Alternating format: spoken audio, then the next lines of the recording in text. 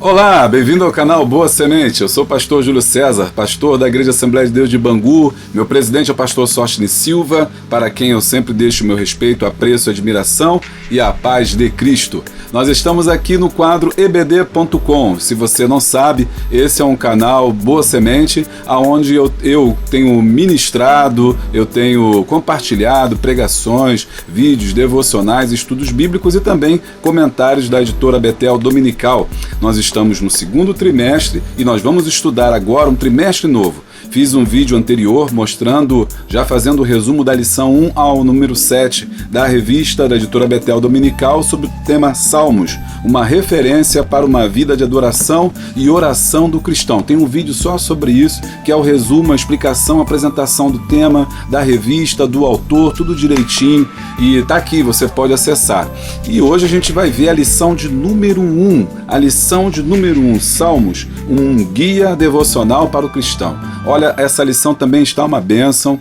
Tenho certeza que vai ser uma bênção para a sua vida, para a sua igreja. Muitas pessoas me perguntam como vai ficar a escola dominical, como é que nós vamos fazer, nós não estamos mais dando aula, como é que vai ficar a situação? Irmão, é momento de nós crermos, é um desafio. Eu estou gravando essa videoaula como um verdadeiro desafio. E ela está voltada não apenas para professores, mas também para todo o público em geral. Por isso nós reformulamos o programa para que ele fique atraente tanto para as pessoas que vão dar aula, quanto para as pessoas também que não vão dar aula, mas vai ter a escola na sua casa, uma vez que estamos fazendo durante esse período que o Brasil está passando por esse problema do coronavírus-19, por um período de isolamento social. Então os cultos têm sido cultos online e a EBD também tem sido online. Mas está aí uma oportunidade para a gente continuar. Se você é professor, compartilhe esse vídeo. Seu aluno vai ter mais conhecimento e quando terminar esse período, ele já vai estar afiado já com o tema no livro de Salmos. Se você não é professor, fique conosco também, assista a essa videoaula, eu tenho certeza que vai te ajudar bastante a você entender a nossa lição, para que no domingo, no EBD online, você tenha menos trabalho, porque você já está inteirado do assunto, já sabe do que se trata. Então, a gente tem muita coisa boa para você hoje aqui. Olha, nós temos também a palavra de um especialista. Vou colocar um pequeno trecho de um vídeo de um especialista que vai falar pra gente sobre Salmo. E eu sei que vai dar muito embasamento aí teórico e metodológico para você trabalhar na sua sala de aula ou online mesmo. Você pode assistir esse vídeo e depois gravar sua própria videoaula online na igreja, enfim. Mas eu tenho certeza que esse será uma ferramenta poderosa para você poder utilizar, tá bom? Então, pegue a sua revista, pega o cafezinho, o copo d'água, vamos estudar a palavra de Deus, livro de Salmos, um guia devocional para o cristão. Tudo isso depois da vinheta. Como você já sabe, roda a vinheta. Bom, gente, voltamos aí, lição de número 1. A nossa revista foi escrita pelo nosso pastor Adriel Gonçalves do Nascimento, segundo vice-presidente da Igreja Assembleia de Deus, Ministério de Madureira, Uberlândia, Minas Gerais, bacharel em Teologia, advogado tributarista, pós-graduado em Direito Tributário e Planejamento Tributário pela IBET, Instituto Brasileiro de Estudos Tributários, pós-graduado em Direito Empresarial pela Universidade Federal de Uberlândia, bacharel em Direito pela Universidade Federal de Uberlândia, articulista e conferencista. E agora que você já está com a sua lição, vamos lá à nossa aula. Bom, vamos lá, nosso textuário é Cantai louvores ao Senhor com harpa e a voz do canto, Salmo 98, 5. Verdade aplicada. O livro de Salmos muito contribui para a vida de adoração e oração do discípulo de Cristo. Os objetivos, como você sabe, são 3. Apresentar uma visão panorâmica do livro de Salmos, mostrar a importância dos cânticos e destacar alguns dos termos específicos dos salmos. Então é esse o nosso tema, nós vamos trabalhar salmos aí e vamos ver como é que a importância desse livro, desse livro de salmos, para que a gente possa ter uma vida espiritual, ter uma devocional. O livro de salmos ele é importante, é um livro de cânticos, é um livro fundamental na questão, sobretudo, da devocional do cristão. Eu vou falando mais sobre isso. A autoria do livro, e aí deixa eu te explicar, para você acompanhar com a sua revista, basta você seguir aqui, ó, o número 1 é exatamente o tópico número 1. Quando chegar no slide 2, vai ser o tópico número 2. Quando chegar no slide 3, o tópico número 3. Então é só você olhar para cá e aí você vai saber em qual tópico que eu estou. Assim, esse material fica sendo utilizado tanto para as pessoas que querem apenas usar a revista Editora Betel, mas também fica como um guia de estudo para quem quer aprender sobre o livro de Salmos. Bom, autoria de Salmos, né? Bom, o primeiro autor que a gente vê muito aparecendo aqui é Davi, né? O rei Davi. Ele teria escrito 73 poemas, ou seja, 73 deles. É interessante como ele domina, né? Essa questão aí de ter escrito tantos salmos. Um homem segundo o coração de Deus, um homem que tinha um coração tão ligado a Deus, que era realmente, talvez, um poeta, né? Um rei e poeta, porque ao mesmo tempo que ele reina, ao mesmo tempo também que ele tem a sua vida, também tem uma vida devocional. E isso é muito importante. É interessante também, as pessoas hoje esqueceram o que significa devocional.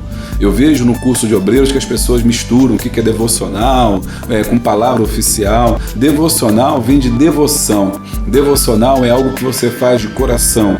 Devocional é algo íntimo. Por exemplo, vou dar uma explicação aqui, talvez essa seja a dúvida de algumas pessoas. O que é uma devocional? Devocional é algo seu, né? É diferente de uma palavra que você se prepara para trazer para a igreja, né? Por exemplo, vamos ouvir o irmão João trazer uma palavra para a igreja. É uma coisa, ele vai trazer uma exposição bíblica para aquele grupo. Agora, se eu falo, irmão João, traga uma palavra devocional, então é diferente. A palavra devocional é uma palavra que para o João faz todo sentido, ela é íntima dele, que ele compartilha com os irmãos. Então, a devocional é uma coisa sua, é uma coisa íntima, por isso que é o nome devocional. É claro que quando eu compartilho a minha devocional, ela pode servir para mais pessoas. Então, o João vai dizer, olha, irmãos, eu quero compartilhar com os irmãos uma devocional, um texto devocional meu, que é o Salmo 23, porque assim como ele fala no meu coração, pode falar no coração de mais pessoas, afinal de contas, essa é a palavra de Deus. Então isso é uma devocional, é um caso íntimo, é um texto íntimo que você lê, que Deus fala diretamente com você. É importante o crente ter a sua própria devocional, ou seja, o seu tempo para ler a Bíblia para si, não para João, não para Antônio, não para José, não para pregar, não para exortar alguém, mas ler a Bíblia como uma devoção, no sentido de que Deus está falando com ele através daquele texto. E Davi era um homem que tinha um coração assim, e é por isso que ele escreve 73 salmos importantes ele vai fazer. Depois dele vem Asaf, considerado autor de 12 salmos, né? 12 salmos. O Asaf aqui é aquele autor que é considerado um dos músicos, né? Que vai justamente compor também vários desses salmos. E os filhos de Corá escreveram 9. Aqui é interessante que esse Corá aqui tem relação justamente com o nome que você está pensando, né? Coré. Pergunta aí na sua classe, ou você mesmo que já não está estudando em classe, você está em casa, né? Quem foi Coré, né? No Antigo Testamento, nos 5 primeiros livros lá, você vai encontrar Coré como um dos homens que vão se levantar, né, contra Moisés e vai pagar um preço terrível, ele e a sua família. Agora observe como é que Deus é misericordioso. Mesmo a sua família, tendo sido uma família problemática, que se levantou e que muitos morreram porque se levantaram contra a liderança de Moisés, mesmo assim o livro de Salmo contém textos que foram escritos por eles. Pelo menos 9 salmos foram escritos pelos filhos de Coré. Depois você tem Emá, um outro filho de Coré, bem como Etã e o próprio Moisés, né, que escreveram no mínimo um cada um. Então, olha só que interessante, né? Moisés também, esse patriarca, esse homem estadista, aquele que compõe ali as primeiras leis, que escreveu o Pentateuco também, que é digno também de estudo, ele também compôs um salmo. Eu vou deixar você descobrir, está estudando juntamente com a gente, se você sabe aí, já comenta, deixa o seu comentário. Gente, não esquece, tá? Se inscreva no nosso canal, clica aqui no sininho aí, para assim, sempre tiver uma coisa nova, você ser avisado, e deixa o seu like e dá um glória. Bom, gente, tem 51 salmos que a gente não sabe, né, de quem são, né? Os salmos que a gente não conhece os seus autores. Na verdade, então, você tem um grupo de textos, né? De poemas, de músicas que eram cantadas, de louvores, de adoração, que depois, mais tarde, vão ser, através da formação do texto grego, na Septuaginta, vão ser unidos num rolo só que vai compor o livro de Salmos. Mas vamos ver mais isso. A palavra salmos, né? Psalmos, aqui do grego psalmos, significa música, pois a palavra intitula muitos salmos no texto hebraico, do Mizmor, né? Terrilim, do hebraico louvores. É um livro do Tanakh, fazendo parte dos escritos do Ketuvim. E da Bíblia cristã, vem depois do livro de Jó, pois este encerra a sequência de livros históricos, iniciando os livros proféticos e poéticos em ordem cronológica, sendo o primeiro livro a falar claramente do Messias. Inclusive, tem uma lição que a gente vai tratar disso. A próxima lição a gente vai ver o Messias. Messias é o título, né, de Jesus, ou Cristo, aparecendo dentro do livro de Salmos ali. Semana que vem a gente vai estudar isso, se Deus assim permitir. E os Messias, o seu reinado e do juízo final. Tudo isso é o assunto, né, que compõe aí o livro de Salmos. O período que foi escrito os Salmos, composto mais ou menos ali de um lapso temporal de aproximadamente datado de 1440, quando houve o êxodo dos israelitas do Egito para o cativeiro babilônico, sendo que muitas das vezes esses poemas permitem traçar um paralelo com os acontecimentos históricos, principalmente com a vida de quem? De Davi, quando, por exemplo, havia fugido da perseguição promovida pelo rei Saul, Salmo 18, Salmo 52, Salmo 54, quando ele entra ali na caverna de Adulão. Termo, passagem conhecidíssima. Esses salmos são compostos naquele momento. Outra coisa também interessante é que os textos sagrados geralmente são compostos em aflição, né? Em angústia. Está passando por aflição? Está passando por angústia? Está passando por dificuldade? Então, quero dizer uma coisa, é nesse momento que Deus extrai de nós o seu melhor. Agora eu quero deixar você com a palavra do especialista. Presta atenção nesse vídeo, é o Dr. Rodrigo, arqueólogo. É o arqueólogo Dr. Rodrigo. Ele vai fazer um apanhado geral sobre o livro de Salmos, vai falar com muita propriedade. Eu queria que você prestasse atenção, vai te auxiliar muito no nosso estudo. Ouve isso. Apresentam um interessante quadro de mundo e revelam quem é Deus, quem é o homem, o que é o pecado e como será o fim. De um modo mais simplificado, podemos dizer que os Salmos eram o livro de cânticos do povo de Israel no passado. Eles os chamavam em hebraico de Tehillim, que quer dizer louvores.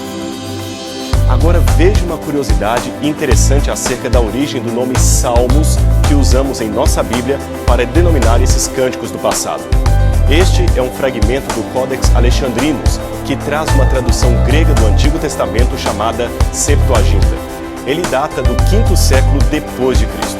Pois bem, esse Codex deu para o livro dos louvores o nome grego de Psalterion, que por sua vez foi incorporado pela Vulgata Latina, levando a tradição cristã a chamá-lo de Hino do Psalterion, ou Psalmoi, ou como dizemos em português, Salmos.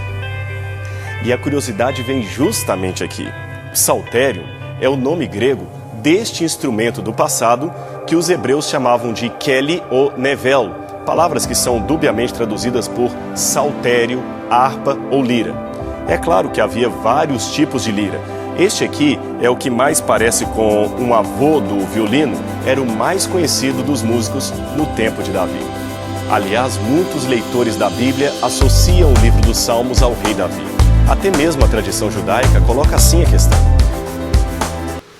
Viu aí que conhecimento, como é importante, né, o conhecimento, e como que quando a gente começa a conhecer mais a fundo, nós começamos a nos surpreender com a palavra, e quanto mais nós nos surpreendemos e nós aprendemos com ela, mais nós mergulhamos no seu amor, mais nós mergulhamos na sua graça. Por que nós temos que aprender a palavra? Por que nós temos que aprender o livro de Salmos? Porque ele revela a presença de Deus, a magnitude de Deus, o caráter de Deus está expresso na sua palavra. Quando você estuda estuda a palavra, você então conhece mais a Deus. Você não pode conhecer a Deus se você não conhece o que Ele deixou, o que Ele falou, o seu caráter, né? E o seu caráter está revelado através da sua palavra. O livro de Salmos é fantástico porque ele desvela toda essa magnitude da presença, da glória, do louvor de Deus. Amém? Vamos lá. Bom, e a sua divisão, ela fica assim. Ele se divide o livro de Salmo em 5 partes, ou 5 livretos também pode-se dizer. Você tem ali 5 livros diferentes, 5 livros, né? Essa divisão, os maiores autores, os melhores autores estudiosos dividem assim. Há outras, mas vamos pegar essa mais fácil e essa aqui é mais tranquila da gente gravar e também está no texto. O primeiro divisão, o primeiro livro, ele vai de 1 a 41, tá? A segunda divisão vai do Salmo 42 ao Salmo 72. A terceira divisão vai do Salmo 73 ao Salmo 89. A quarta divisão vai do Salmo 90 ao 106. E a última divisão vai do 107 ao 150. E observe que vai ficar assim, dessa forma, a composição desses livros. Você vai ter essa composição. Você tem o primeiro livro com 31, 17, 17 e 44. Esses livros eles estão também dispostos em assuntos. Vamos ver quais são esses assuntos? O primeiro livro, o primeiro grupo de livros tem os seguintes temas: como vencer em tempo de crise, é o Salmo 1, louvor e adoração, o Salmo 2, confissão, Salmo 32. Observe que nesse primeiro grupo você tem esses temas principais. No segundo grupo você tem os seguintes temas. Você tem como orar com fé, o Salmo 42, né? Porque estás abatida, ó minha alma, e porque te perturbas dentro em mim. Louvor e adoração, Salmo 47, aplaudir com palmas todos os povos, Salmo 50. Entrega dos adversários das mãos de Deus, né? Salmo 58, Salmo 59, são salmos também conhecidos como salmos de imprecação. E aí vai um detalhe aqui: o salmo é um registro dos acontecimentos e não necessariamente que é para a gente seguir o que está escrito lá. Por exemplo, quando você encontra um salmo como o Salmo 58, 59, que diz que Deus punirá os ímpios, que Deus matará os perversos, que Deus fará justiça e que destruirá os ímpios, ou quando o salmista roga, né, a Deus que destrua os seus adversários, irmãos, isso não quer dizer que é para a gente fazer essas coisas, é porque o livro está registrando o sentimento do homem. O livro de Salmos é um livro do sentimento humano. A poesia, a história, né, a forma como ele escreve, a literatura, é humano isso, e é os seus sentimentos que são colocados. O registro ali, na verdade, é humano. A inspiração, ou seja, o desejo de escrever é que é divino. No caso, é para nos ensinar alguma coisa. Nesse caso, é para você ensinar. O que eu aprendo quando eu vejo esses salmos, chamados salmos aí, em que pede a justiça divina e que entrega os adversários nas mãos de Deus? Na verdade, o que a gente está aprendendo ali é que esses homens, apesar de terem sido usados por Deus, eram homens falhos também. Eram homens que muitas das vezes queriam vingança. Eram homens que muitas das vezes contrariavam a vontade de Deus. Eles debatiam com a vontade de Deus, querendo fazer justiça com as suas próprias mãos, né? E esse o registro é importante para a nossa vida. E não necessariamente o que eles pediram ou o que eles fizeram. E é por isso que você vai encontrar alguns salmos desse pedindo justiça, pedindo que Deus puna, que Deus destrua os ímpios. Mas não que esse seja Deus falando, o coração de Deus, mas o coração do salmista ali expressado. Amém? Bom, o terceiro grupo de salmos, ele tem tema como orar com fé diante de aflições nacionais, como o Salmo 78, 89. O Brasil agora passando por essa crise, o mundo, né, passando por essa crise, essa pandemia, é momento da gente orar. E o livro de Salmos, ele é importante como essa devocional para a gente buscar a Deus aí. E também o amor a Deus por seu tempo, Salmo 84, versículo 7. Você tem também um quarto grupo, você tem como ter força para vencer as crises, Salmo 90, Salmo 106, cultivar uma fé inabalável, Salmo 90, né? Ensina-nos a contar os nossos dias de tal maneira que alcancemos coração sábio, Salmo atribuído a Moisés, o 91, né? Aquele que habita no esconderijo do Altíssimo, a sombra onipotente descansará, uma fé inabalável. Esse é o tema do quarto livro, o encerramento aí desse livro de Salmos, né? E o Salmo 94, mas termina também com a justiça e a misericórdia de Deus, Salmo 101.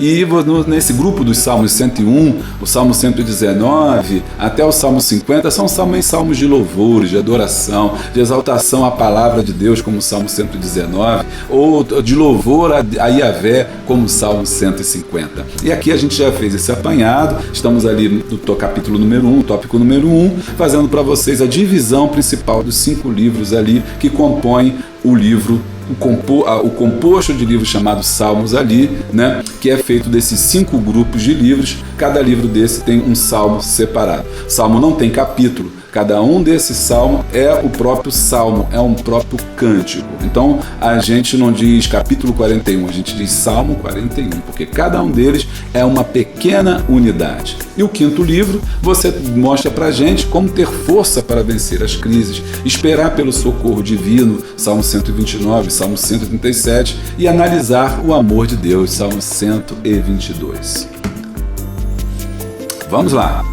Principais características do livro. O professor, o doutor Rodrigo, já falou bastante pra gente no vídeo, né? Eu queria que você aí se aprofundasse mais nesse vídeo. Esse vídeo tá no YouTube, a gente colocou só um pedacinho, mas é bom você ir lá e tirar outros subsídios aí para acrescentar o teu conhecimento sobre o livro de Salmos. Bom, a primeira questão, no tópico 2, que ele vai lidar, é com a questão da estrutura do livro, de cada salmo, na verdade, né? Primeiro ele mostrou a estrutura do livro apanhado geral, dividindo em 5 grandes grupos de livros, e cada grupo desse tem um tema. Agora vamos olhar esses salmos dentro de cada um deles, ou seja, a unidade de cada salmo, como é que ele foi escrito, como é que ele se compõe.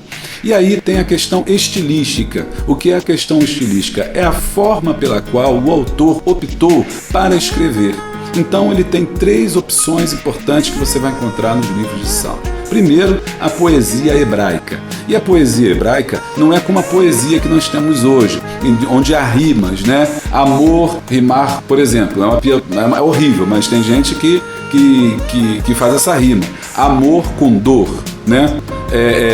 Só porque termina com a mesma sílaba ou a mesma terminação, você vai e faz ali uma poesia ou uma rima. E a gente pensa que poesia é isso. Não, existem poesias que não possuem rimas. E no texto, na tipo de poesia hebraica, a poesia do mundo antigo é uma poesia que não tem rima. Pelo contrário, ela é o que é conectado, não o som ou a palavra, mas as ideias, os pensamentos. Então essa é a poesia hebraica, e você vai encontrar isso, essa forma de linguagem você vai encontrar no livro de Salmos. Essa poesia hebraica pode ser 2 tipos, tá? Paralelismo sinonímico,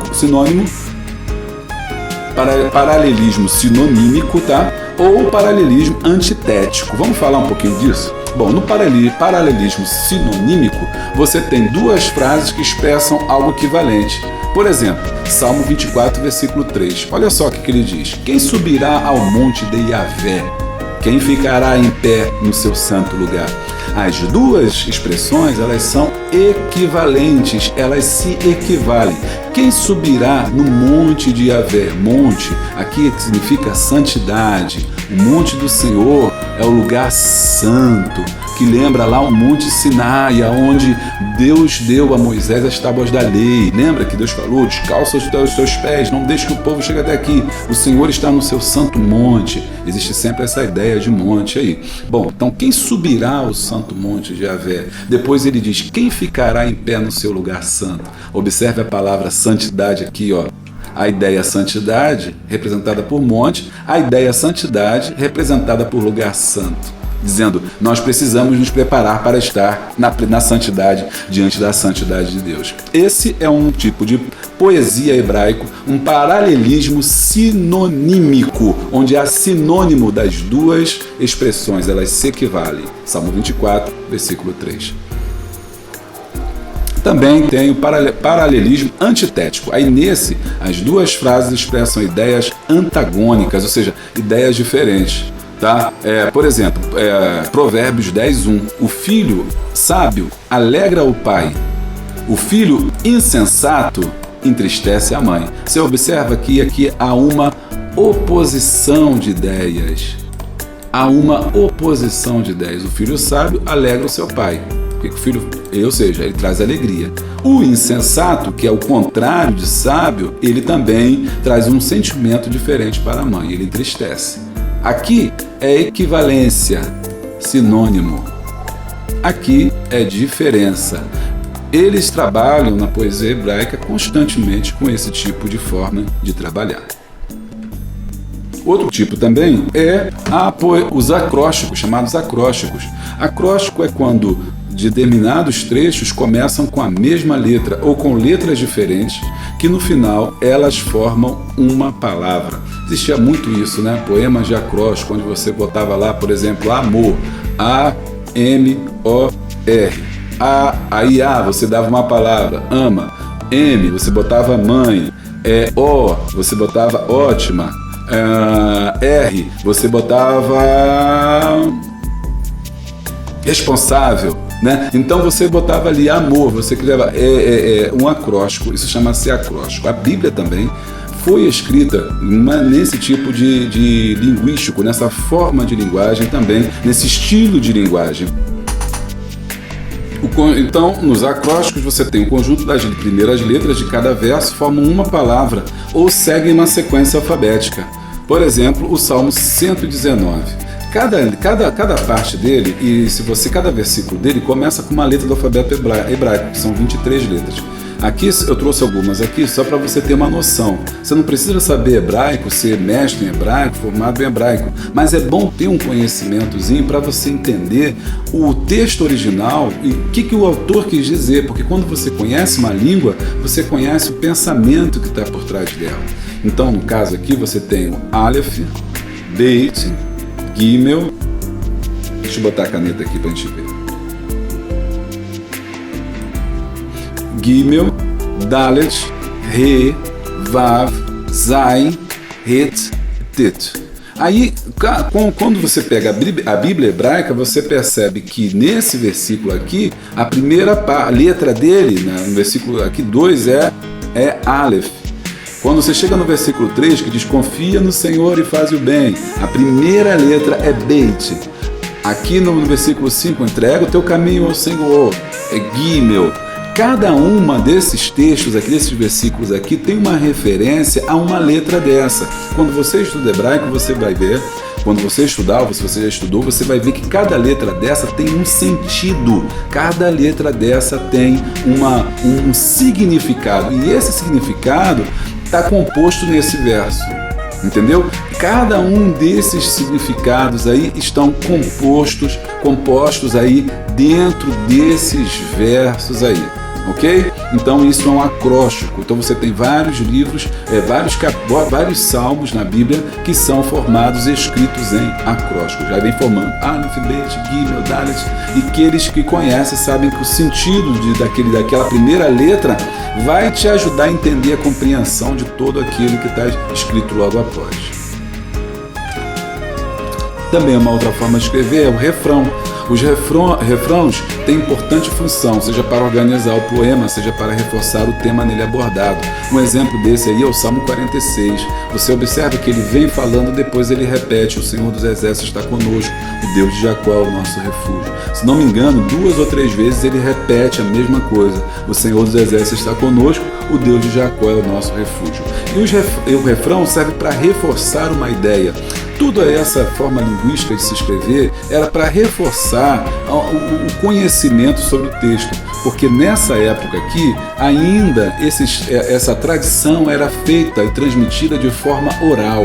Lembre-se, Moisés, né, o autor do Pentateuco, você tem o livro de Jó, o livro mais antigo da Bíblia, mas são histórias que eram contadas oralmente. Muitos desses salmos aqui não foram escritos na hora, eles eram cantados, eles eram músicas, eles eram poemas, como eu falei anteriormente, e isso ficava no ouvido do povo. Por isso era importante ouvir bem para poder gravar. É por isso que o texto da Bíblia sempre fala: ouve a palavra do Senhor, porque as pessoas não escreviam e não liam. Apenas os doutores da lei, aqueles que iam para uma escola de escribas, que tinham o poder da escrita e também o poder da leitura. Mas a palavra tinha que chegar a todas as pessoas e por isso ela era transmitida de forma oral.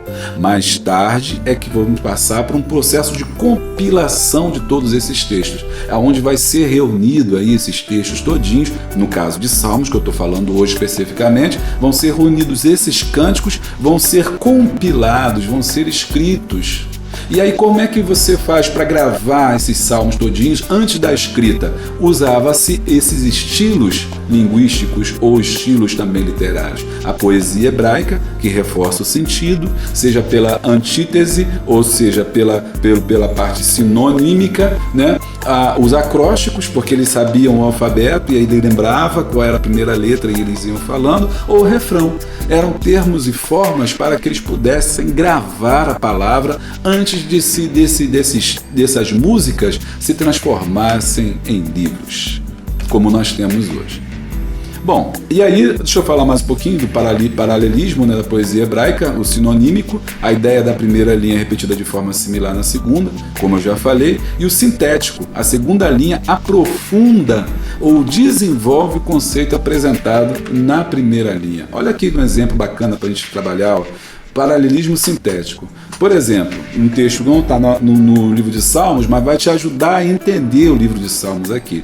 É legal a gente pegar textos de outros lugares dentro da Bíblia para você entender como é que o próprio livro foi escrito. Bom, Provérbios 14:5 diz: a testemunha verdadeira não mentirá, a testemunha falsa se desboca em mentiras. Observe o paralelismo antitético. Na primeira linha, ou na primeira frase, ou como muitos chamam na parte A, né, ele diz uma coisa, ele atesta o quê? A testemunha verdadeira não mentirá, ok? Mas na linha seguinte, ele já fala o contrário, ó.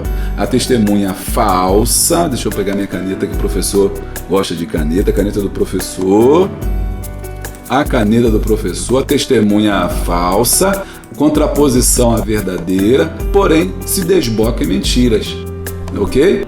Então, esse aqui é um antitético. Outro exemplo, Eclesiastes 3:2, há tempo de nascer, tempo de morrer, tempo de plantar e tempo de arrancar o que se plantou. Isso reforça o conhecimento que se tem para que você possa decorar os textos numa época que a Bíblia ainda não era escrita.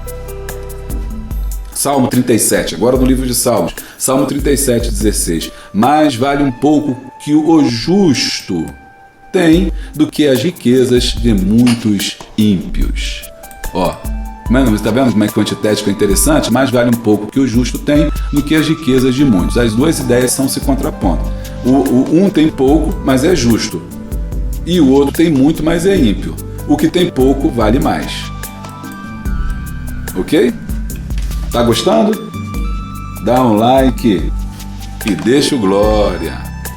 Agora existem alguns termos e expressões também que no tópico 3 lá, que fala pra gente, é importante a gente pensar. Mictão, que é uma palavra hebraica encontrada no cabeçalho de 6 salmos, Salmo 66, Salmo 56, Salmo 60, é um termo técnico de significado incerto, a gente não sabe como surgiu, talvez relacionado com a palavra inscrição.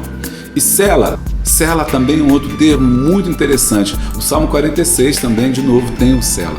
Termo técnico usado na música ou na recitação que aparece nos Salmos e no livro de Abacuque. Talvez se refira a uma pausa ou canto na música, ou em ambos, para uma meditação silenciosa, para destacar o sentido que se acabava de expressar. A Septuaginta grega verte sela como diapsalma, definido como interlúdio musical. Você encontra no Salmo 3, versículo 4, e em Hebreus 3:3. Então, esse sela é justamente a pausa. Alguns autores acreditam que ela seria quando você vem cantando e de repente você faz uma pausa daquilo que você está dizendo. O canto, ele recebe uma pausa. E aí as pessoas param de falar ou param de cantar. Por exemplo, no Salmo 46, eu vou falar aqui isso para vocês aqui rapidinho, ó. Na King James já diz assim: Deus é o nosso refúgio e nossa fortaleza, auxílio sempre presente na adversidade. Portanto, não temeremos, ainda que a terra trema e os montes afundem no coração do mar, ainda que se encrespem as águas e se lancem com fúria contra os rochedos. Sela ou pausa. Nesse momento, as pessoas paravam de cantar, as pessoas paravam de falar e meditavam naquilo que liam e depois continuavam. Há um rio cujas correntes alegram a cidade de Deus. Quando chega no 7, o Senhor dos Exércitos está conosco. Refrão, o Deus de Jacó é o nosso refúgio. Pausa. Interessante, né? Então, essa palavrinha, quando você encontrar, você já sabe que é uma pausa ali. Era uma pausa. E essa pausa quer ensinar uma coisa pra gente. O quê? Quer ensinar que tudo na vida também tem que ter uma pausa. No que seria da música sem a pausa? Já viram que eu estou inspirado hoje, né? Estou feliz, apesar de todas essas dificuldades, todas as nossas lutas aí que nós estamos passando, porque eu tenho fé no Senhor que nós vamos vencer essa barreira aí em nome de Jesus. Então, essas pausas, essa inscrição desses termos nos textos mais antigos, porque as Bíblias mais novas já não trazem mais, talvez a tua Bíblia não tenha nenhuma dessas palavras, mas as versões mais antigas, Almeida Revista e Corrigida, Almeida Revista Atualizada lá, ela já ainda traziam ainda esses textos, as antigas de 95, de 80, traziam ainda já esses textos. E quer dizer que tudo tem uma pausa, né? O que seria da música sem a pausa? Tem a música, tem o sinal de que você toca, mas tem o sinal de você parar. Tudo na vida tem um começo, tem um fim. Tudo na vida tem uma ação e uma inatividade ou uma inação. No caso, a gente mostra a sequência da vida, né, irmão? Tem que ter uma pausa também, porque sem a pausa ninguém entende nada. Eu estou gravando esse vídeo, estou falando muito. Se não tiver uma pausa, você também não entende. Tá correndo muito vídeo? Dá uma pausa aí no play e anota assim que a gente vai continuar em nome de Jesus. E Haigon, né? É o termo técnico musical também, que você encontra no nosso Salmo 9,16. A palavra pode significar um solene interlúdio de tom grave, tocado na harpa, ou uma pausa solene para a meditação. Era aquela pausa mais forte, ele usava o Haigon.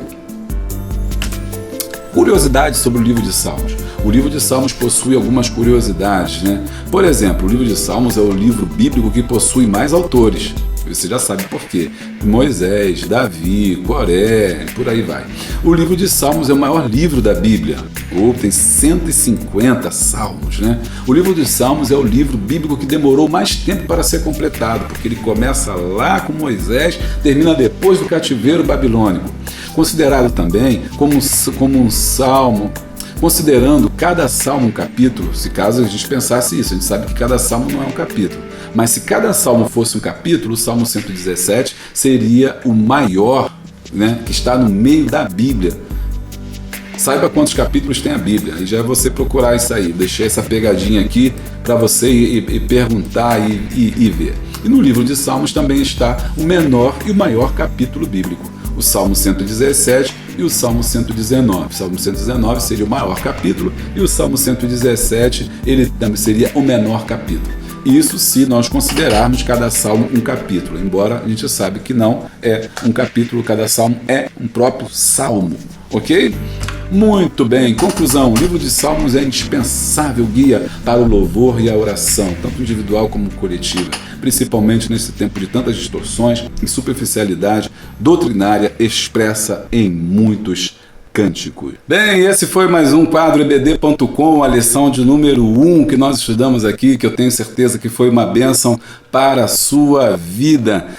Nós estamos no segundo trimestre e não se esqueça de assinar o nosso canal, não se esqueça de me ajudar comprando aí um desses livros que estão aparecendo aqui do lado. Não se esqueça também, você é o seu apoiador do nosso canal, sem você eu não posso trabalhar aqui. Só vocês aí que me apoiam e o seu nome vai aparecer aqui do lado, são aqueles que são top, top, top. Deus te abençoe, não me abandona não, continua comigo aí. A gente vai passar por essa crise e a gente vai vencer. E hoje eu quero orar com você, orar pelo nosso país, orar pela nossa nação, orar pelo nosso povo, orar pelo mundo inteiro, para que Deus venha sanar essa crise que nós estamos vivendo, que Deus venha curar essas pessoas, abençoar os cientistas para que possam encontrar uma saída rápido para isso e que as pessoas fiquem boas rápido e que menos pessoas sejam infectadas e morram. Vamos orar? Vamos orar pela sua igreja, para que os cultos voltem ao normal, para que a EBD volte ao normal, para que em breve você esteja aí de novo no seu culto, adorando e louvando ao Senhor. Pai querido, Pai Santo que está nos céus, nós te agradecemos por essa videoaula e também, Senhor, nós te pedimos agora pela situação do Brasil, Senhor, do país, do mundo inteiro que está sendo arrasado por esse vírus letal, Senhor.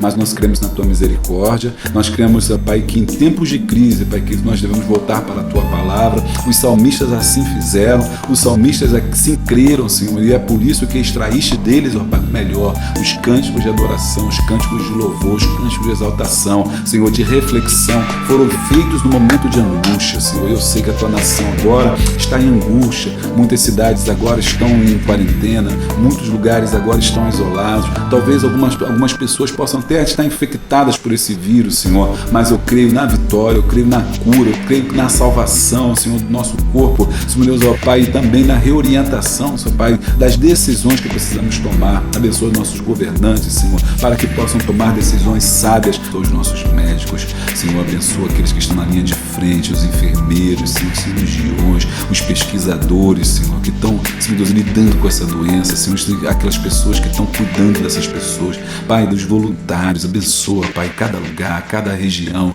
Se houver alguém infectado, Senhor Deus, ó Pai, Tu possa trazer a cura, possa trazer o conforto da alma. Abençoa as pessoas que estão nesse confinamento, Senhor, nos dá graça para passarmos por isso, Senhor, nos dá sabedoria, nos dá, Senhor Deus, ó Pai, mais e mais do Teu Espírito, para que possamos vencer, ó Deus, e que em breve toda a Tua igreja possa estar junta. Pai, essas bênçãos nós te pedimos, nós já te agradecemos, em nome de Jesus. Amém. Este foi o quadro ebd.com e não esquece aí de assinar o nosso canal, tem um quadro novo aí, Fala Comigo, de entrevista, tenho certeza que vai ser bênção para a sua vida. Deus te abençoe, até a próxima.